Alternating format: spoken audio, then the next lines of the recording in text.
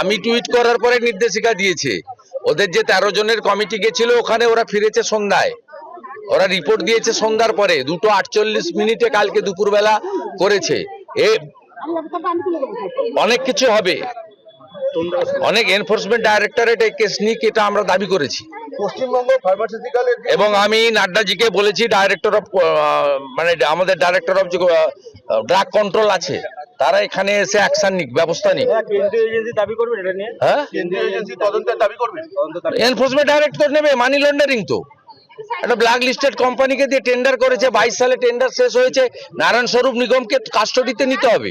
এরা সাধারণ গরু মানুষকে মেরে ফেলছে। মুখ্যমন্ত্রীর বাড়ির কোনো লোক সরকারি হসপিটালে যায় না, তারা প্রাইভেট হসপিটালে যায়, সিঙ্গাপুরে যায়, আর আমেরিকাতে যায়, হপকনসে যায়, যেখানে 1 কোটি টাকা ডিপোজিট রাখতে হয়। আমেরিকার রাষ্ট্রপতির চিকিৎসা হয়, আর আমাদের সাধারণ লোককে মারছে।